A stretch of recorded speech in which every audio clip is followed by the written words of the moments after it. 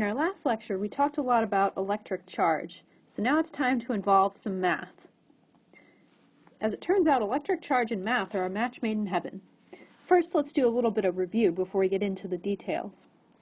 As I hope you remember, we learned that the attraction between positive and negative charges is a force. This force draws positive charges and negative charges close to each other. This is called an attractive force. On the other hand, like charges repel each other. This is called a repulsive force.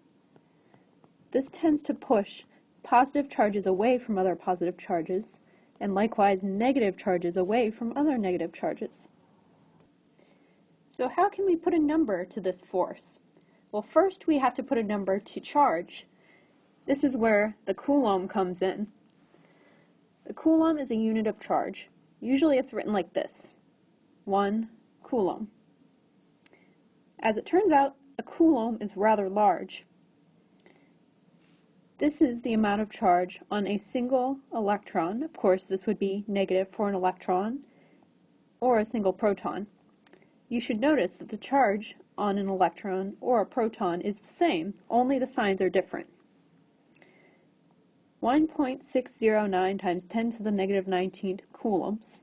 That's very small. That's equal to this number. Have you ever seen a number written like this? 10 to the negative something? That's scientific notation. You shouldn't worry about it too much yet, but I'll talk about it briefly. This negative 19 means you should move 19 decimal places. You have the decimal place here, and we've moved over 19 places. That's quite a few. Usually your numbers won't be quite this crazy. This means that this is the number of electrons required to make a coulomb of charge, or of course the number of protons. Written out, that number looks like this. That's quite a few particles. It's very unlikely that you'll ever encounter a coulomb of charge.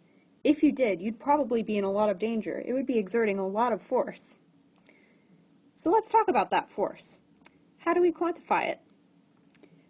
It turns out that Coulomb is named after a man called Coulomb, who had a law. This law describes electric force in numbers. Coulomb says that the electrical force is equal to some constant K times the charge on the first particle times the charge on the second particle divided by the distance between them squared. So we've got a negative particle here and a positive particle here. The distance between them would be here, r.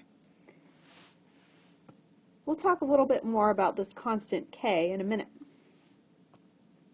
First, let's try an example. We've got charge here, positive 1 Coulomb, and a charge here, negative 2 coulombs. They're 10 meters apart. Can you calculate the force? Let's give it a shot.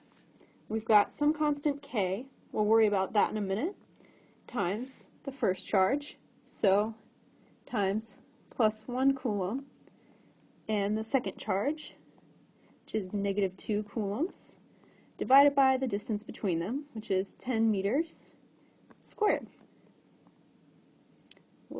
Squared.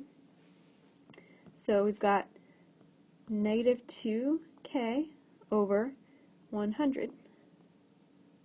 The unit of charge is always the Newton. This is a measurement of a push or a pull. Let's talk about that constant K. K actually can be written out like this, 1 over 4 pi times epsilon naught. Epsilon is a Greek letter. Epsilon means the permittivity of free space, which is constant we'll talk about more later when we talk about electric fields. K is equal to roughly 9 times 10 to the 9th, which I won't make you remember. We'll just write our answers in terms of K. In our next lecture, we'll do some work to calculate electric force. See you soon!